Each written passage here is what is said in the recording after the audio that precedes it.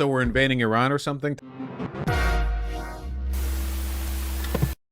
Trump warns of bad things if Iran doesn't make a deal, U.S. carrier nears Middle East. This is pretty much inevitable, right? The Israeli economy relies on war. The only way Israel can continue to justify its current political situation, its expansionist ambitions, and to satiate the bloodlust of the many, many, many Israeli fascists is to just keep bombing people, keep bombing Arabs or Iranians or whatever. They're keyed in on it. So we have to keep doing this every few months. There's no way to end it. Over and over and over forever. The U.S. military is prepared to strike Iran as early as this weekend, sources are telling CNN. But President Trump, who has privately argued for and against strikes, has yet to make a final decision on what to do. This comes amid a significant U.S. military buildup in the region, with another aircraft carrier strike group on the way, and Iran bracing for possible strikes as new satellite images show rapid fortification at several Iranian nuclear facilities, with concrete and large amounts of soil being used to bury key sites. Out front now, Seth Jones, former advisor to the commanding general of U.S. Special... They're moving a massive amount of equipment, like full-scale war level. Yeah, I mean, they want to, you know. We're not going to do boots on the ground shit, but yeah, the whole point is to spend as much money as we can so we can pay out more to military-industrial complex, contracts. We want to, if we could, we would do the full 1984 like super carrier thing and just like liquidate a bunch of our assets specifically so that we could pay those companies to make them again. Operations forces in Afghanistan. So Seth, the military is ready to go, clearly, or they're very close to being so. There are significant assets in the region with this other aircraft carrier strike group on the way. Do you think it is super cool and normal, by the way, that all of this seems to be happening without the direction of the president? Like, this is just the world we live in now. Like, this is how cucked we are to Israel, or at least to the powers that be in Israel. You know, Trump is not officially coordinating this upcoming military strike, but apparently we can just move tens or hundreds of billions of dollars of military equipment in anticipation of a strike without any like public acknowledgement, and or even the president seemingly want to. It's not happening quietly. It's all happening in the open. It's just like it's very clear the military is operating as an apparatus outside the wishes of the president. It's Rubio, yeah? Nah, he's more of a Latin America guy. It's Israel shit. Trump doesn't really care about bombing Iran because he prefers the narrative that he solved Middle Eastern war forever the last time that he bombed Iran, you know? More likely than not that the U.S. will attack Iran?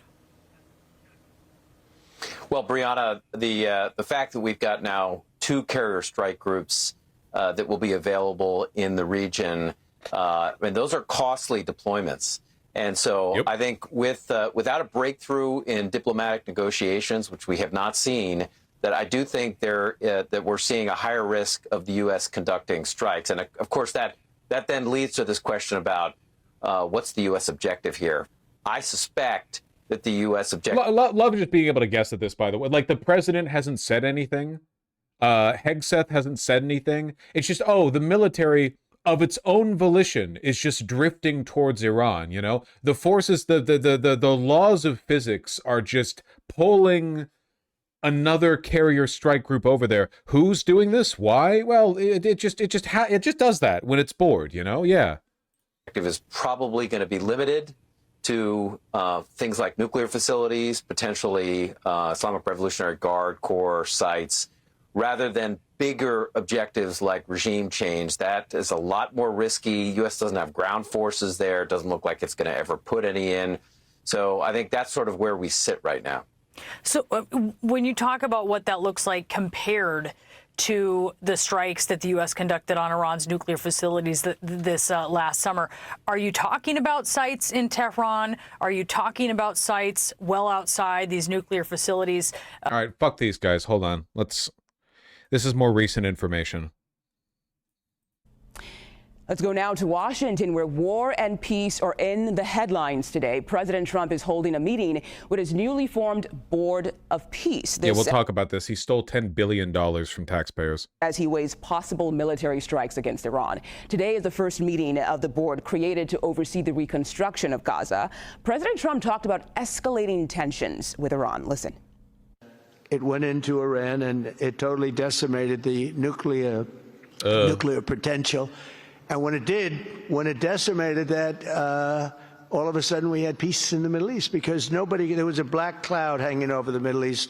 And if that wasn't done, that cloud would have been there. And countries like Saudi Arabia, countries like Qatar, countries like, nobody could have signed. You would have had that threat. Nobody could have had, you couldn't have had peace in the Middle East. Really good so stuff. So now we may have to take it a step further, or we may not. Maybe we're going to make a deal. Well, you're going to be finding out over the next probably 10 days. Let's bring in CBS News senior White House. Does MAGA actually want war with Iran? They're dumb cattle. They'll agree with anything they're told to agree with. You barely have to justify anything to them. Correspondent Weijia Zhang. Weijia, what else is coming out of the meeting so far? Well, President Trump already made some news during this first official Board of Peace meeting, saying that 9 members have pledged over $7 billion towards the efforts to rebuild and stabilize Gaza. The president announcing that includes Kazakhstan. To be clear, the Board of Peace here is literally like an open bidding market.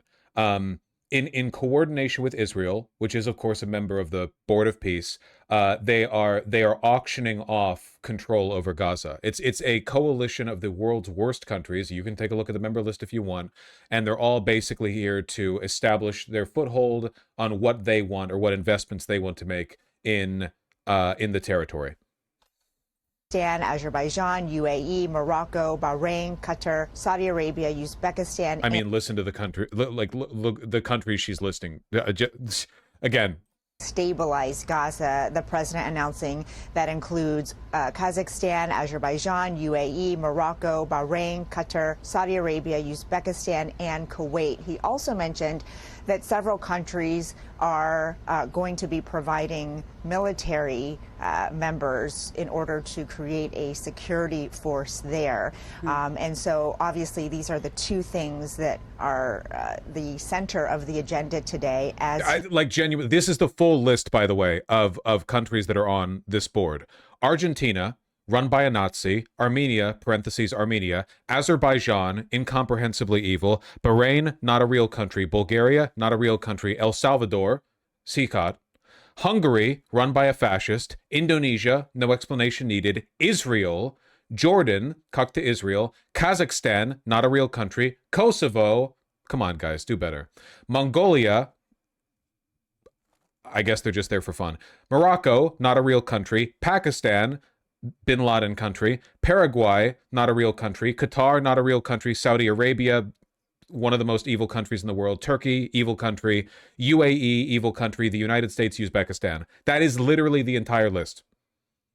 That's not a joke. That was the list. That's the list of every country that has accepted their invitation to the Board of Peace. Genuinely, not a single real country there. The only real non-evil country that I would say has a potential of joining it is Vietnam, who has been extended an invitation but not yet accepted it. U.S. isn't a member, right? Yes, the United States is a member. It's just a way for everyone to cash in on the colonization of Gaza. Mongolia? I don't know if Mongolia is a real country. Their GDP is like 5. He talks about the future of Gaza, funding and security. It is notable, though, Mugo, that even though more than 40 countries are participating, some of the U.S.'s key allies are not, and some countries are there just to... A list of the countries participating ranked on their democracy index score? Fuck, that's funny. Not a single one. Not a single fucking one is in the green. That's crazy. Literally, like all of them shithole countries. Not even a joke. Observe, because there is an ongoing concern that there are ambitions for this board to replace the United Nations as the peacekeeping. It almost feels like we're making a separate power block from the Western capitalism. Actually, what's happening here is interesting because there's a schism in Western Europe and Australia, Canada, whatever, that is not happening in the United States. The thing is that in the United States, the synchronicity between the government and the oligarchs is 1-to-1. It's the same guys. Like the Epstein class, total saturation from top to bottom. Even the Democrats are like very thoroughly compromised. Whereas over in Europe, Canada, Australia, such and such, these countries are still run by capital, but there is a distinction between state power and capital. There isn't in America. How long that'll last in those countries, I don't know. But like the UK, France, Germany, Italy, so on and so forth, like there is a civil society that exists outside the dominion of capital control. I think a big part of this is Citizens United.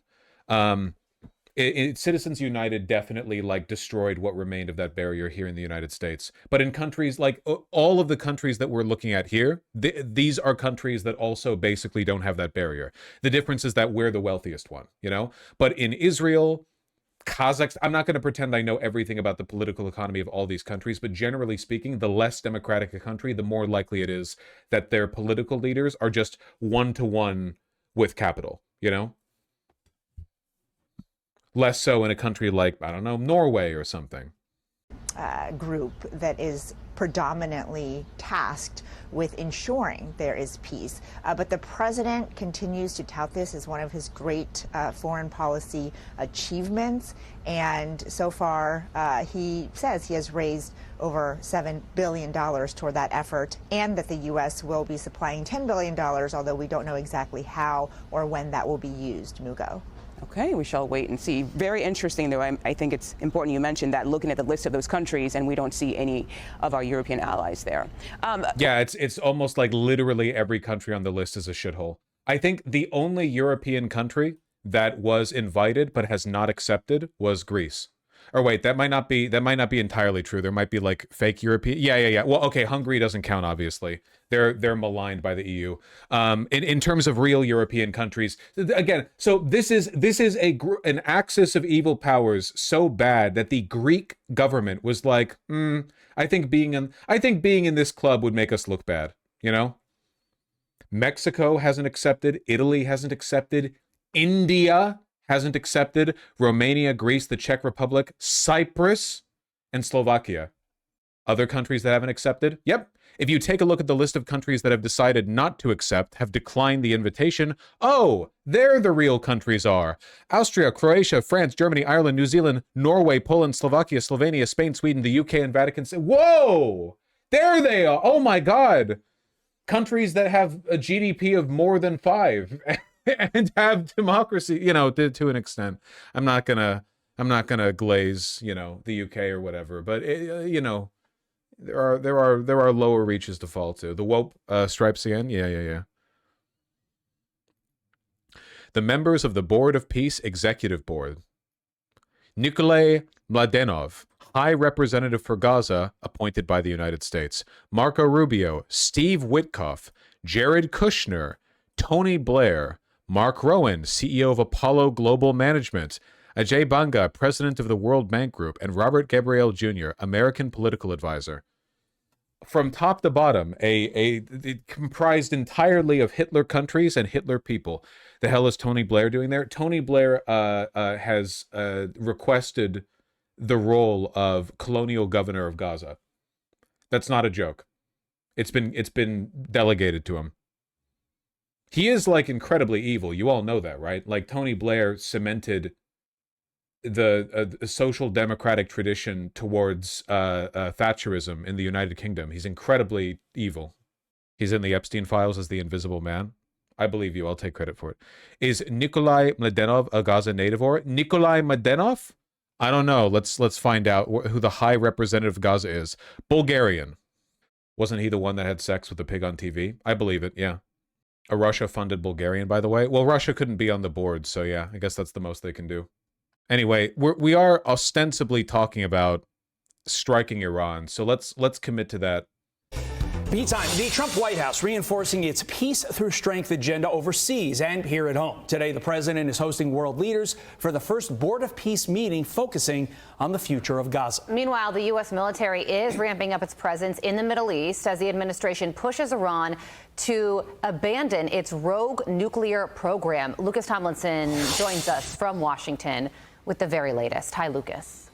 Well, good morning, Carly and Todd. President Trump will preside over his first ever Board of Peace meeting today in Washington, focused on the future of Gaza. One of the major questions hanging over the meeting is the disarmament of Hamas and who will provide peacekeeping forces. At the White House, there was also a question of funding the reconstruction if Hamas lays down its weapons. And will that be sort of the down payment for much more money? You'll be hearing more about that tomorrow at the meeting. If you recall, at the first meeting when we were in Davos, Jared Kushner did provide a very detailed PowerPoint presentation for the vision of Gaza, the reconstruction and the humanitarian efforts, of course, providing local security on the ground. First, you must achieve security to get to prosperity, which is sort of the second part of this plan. The Board of Peace meets in Washington as the U.S. military buildup in the Middle East continues. The USS Gerald R. Ford aircraft carrier strike group will be in the Mediterranean soon if she didn't pass through Gibraltar last night. God, I know it's Fox News, but I really wish mainstream media at large would stop using the names of these fascist initiatives without criticism. I mean, it goes so far. Dude, like you can go to MSNBC right now and you're still not... The scale of this is like unprecedented. It's like trying to describe the levels of bad that we're operating on right now is like trying to... You're getting like faltering glimpses at the edges of the cosmos. You're trying to describe a stellar nova because like a few billion neurons of it hit your retina and you were blinded, but in the instant before you were blinded, you saw like an impression. It's almost impossible to describe, like on every level. Like I fucking... Somebody just linked this. So I actually didn't know that Donald Trump structurally is chairman for life of the Board of Peace. I didn't even see it. I didn't even know that. I mean, I know he's not going to live that long, but like the fact that that was established, like this is ostensibly an official, and I'm going to talk about this in a second, but he stole $10 billion from the government towards this. Look.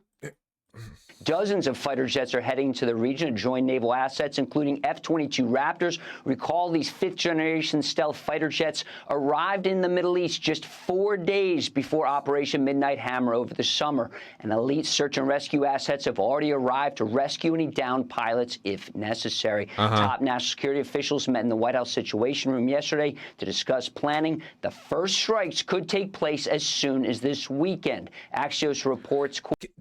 We are so far beyond manufacturing consent, they have not even explained why we're doing this. They're not... The president hasn't. The press secretary hasn't. The secretary of war hasn't.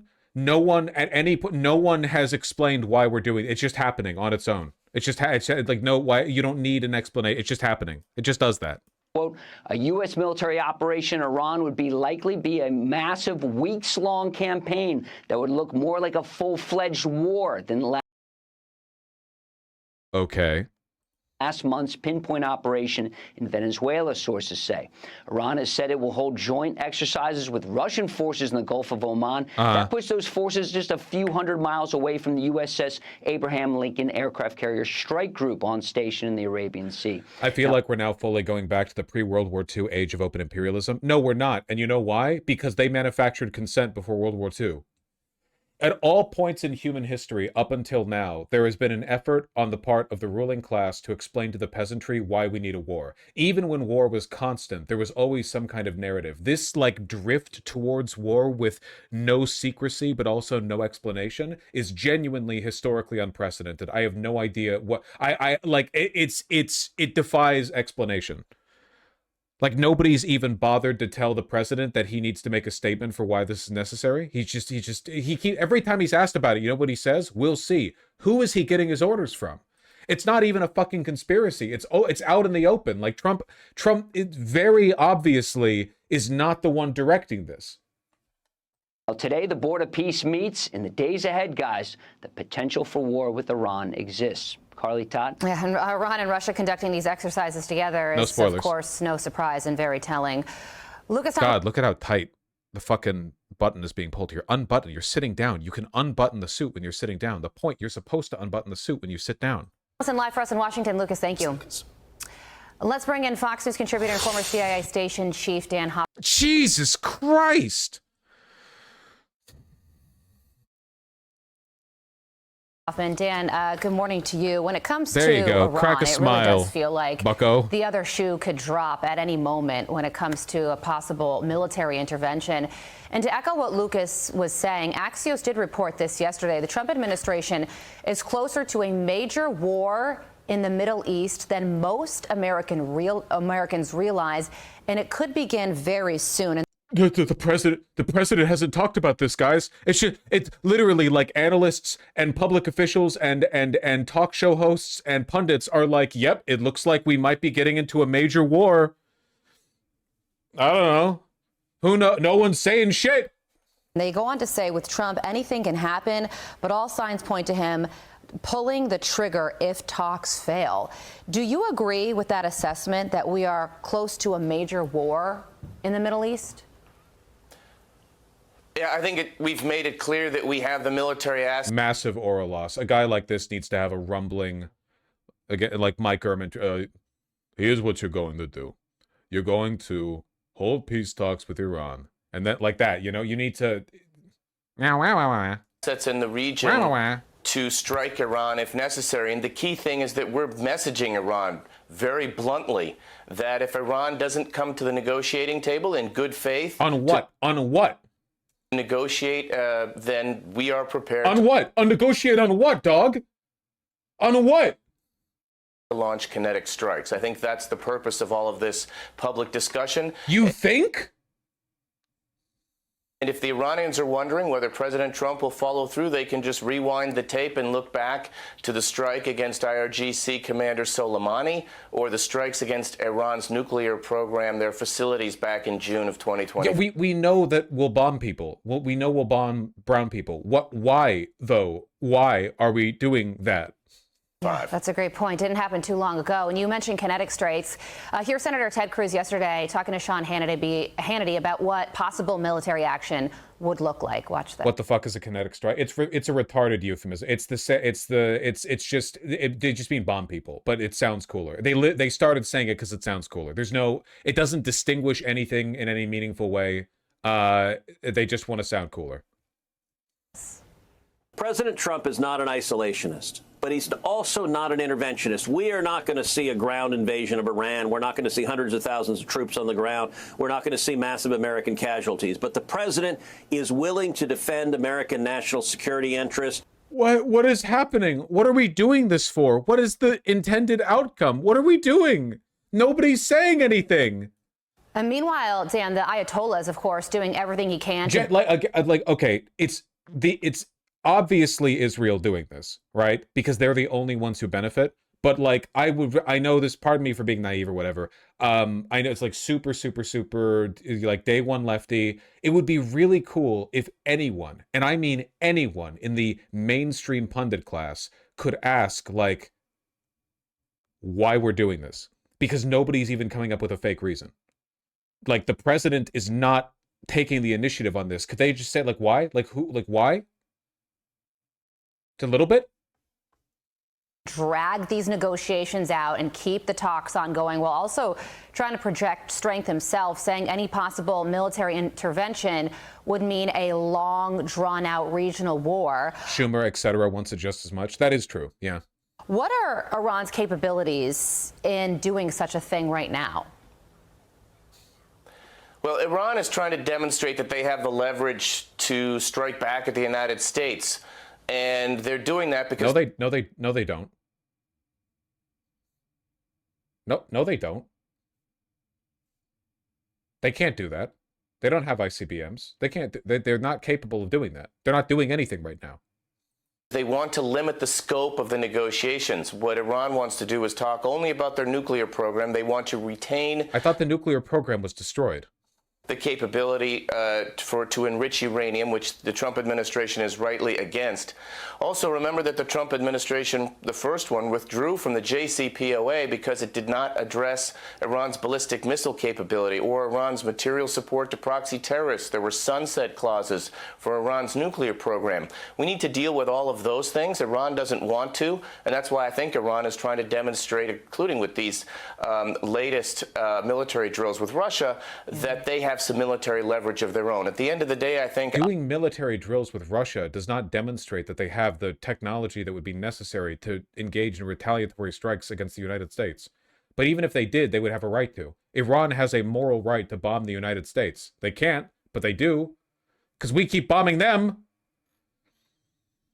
If they did have the ability to bomb us, it would be like, I'm sorry, what the fuck are we doing to them right now?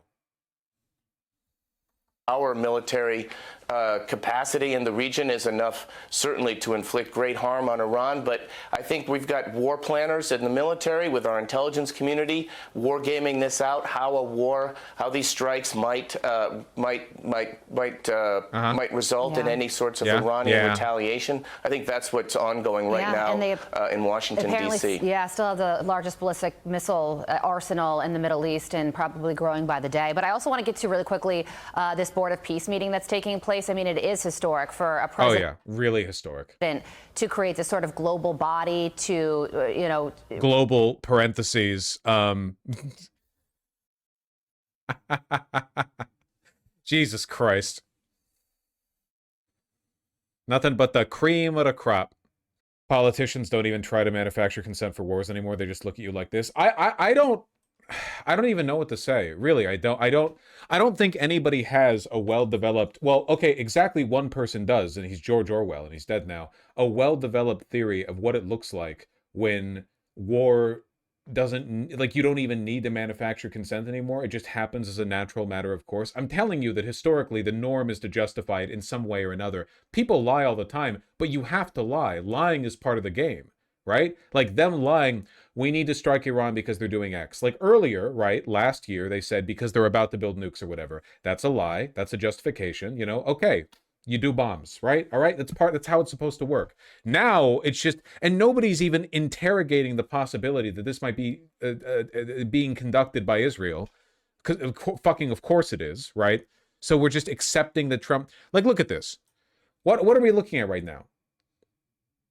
What the fuck does Trump have to do with what's going on here? This should be Netanyahu. Now we want to get to our other big story, a CBS News exclusive. The U.S. military could strike Iran as soon as Saturday. However, sources say the timeline for any action is likely to go beyond this weekend. The U.S. has been rapidly building up forces in the Middle East, as we've been reporting, but sources say President Trump has not yet made a final decision about whether to strike. CBS News correspondent Natalie Brand joins us from the White House with more on this top story. Natalie, good morning. We know that President Trump discussed a potential timeline for strikes. So what are we learning from Chomsky? Yeah, Chomsky got outed as a grifting pedophile, and instantly manufacturing consent stopped being true. It's incredibly in like a moral prescriptivism, an act of which the like of which the world has not seen in a very long time. He just made his book wrong. That. Yeah, these conversations are described to CBS News as fluid and ongoing, and sources say that top national security officials have told the president that the military is ready for any potential strikes as soon as this weekend. But as you noted, this timeline could be extended. What about the non-official war channels? Or sorry, media channels, as if there's a difference. What about like the NAFO types? YouTube?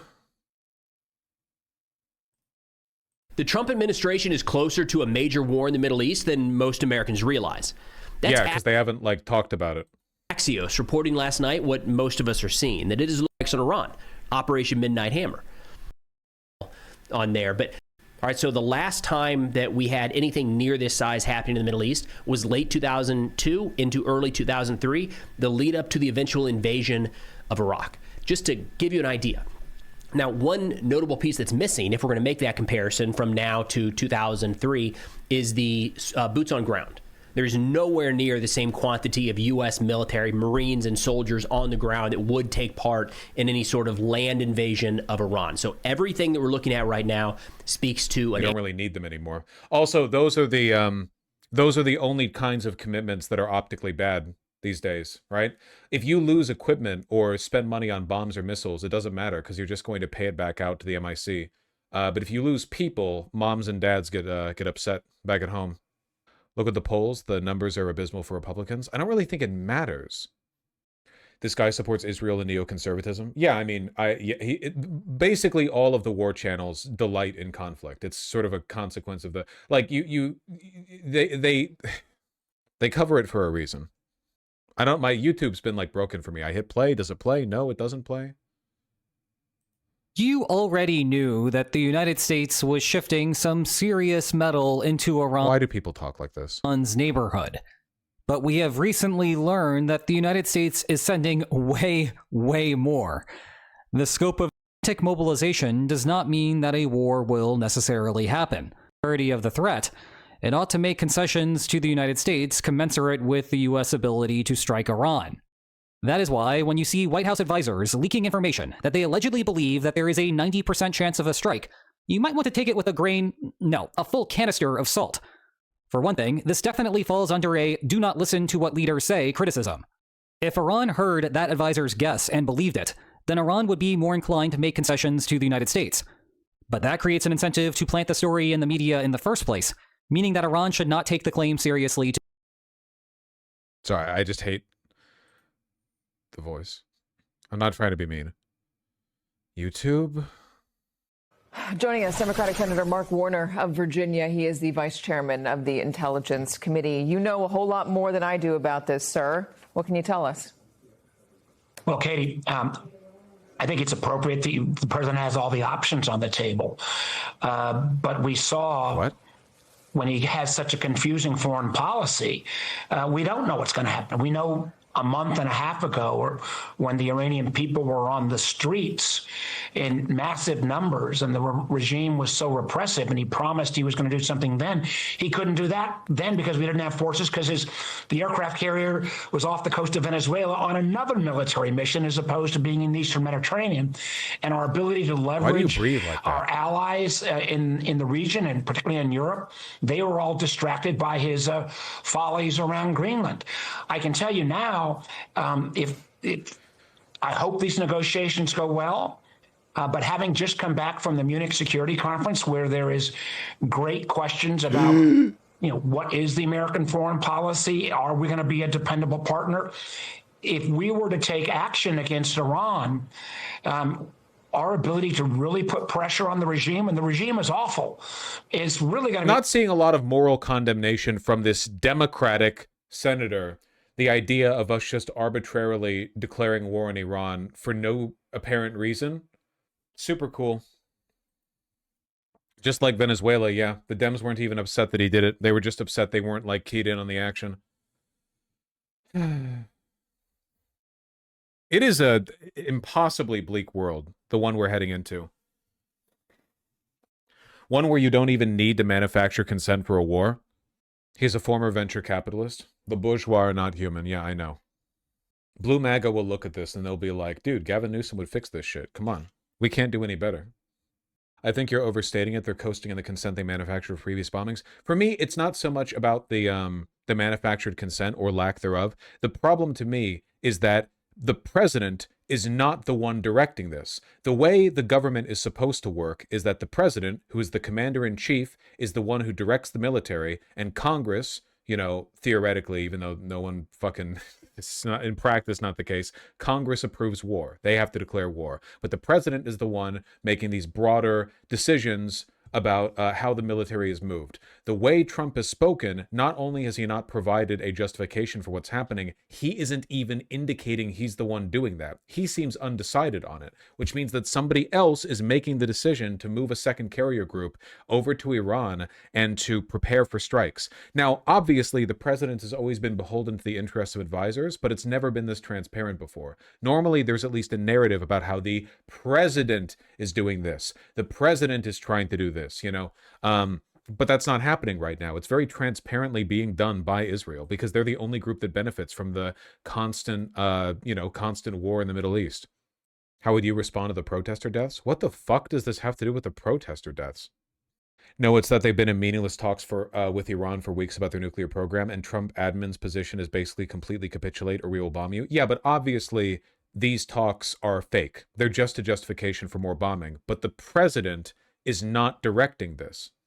Like, all of this is happening autonomously. Again, it always was, but the point is that they're not even pretending to indicate otherwise, which is really dangerous because it sort of indicates that the American military is being commanded by a nameless, faceless, cabal of interested advisors, which, again, to a large extent, it always has been. But we'd at least like the idea that the president is somewhat accountable to that movement. Historically, that's always been the case. Well, usually been the case, Mostly been the case. At least half the time that's been the case historically. But there's always been the pretense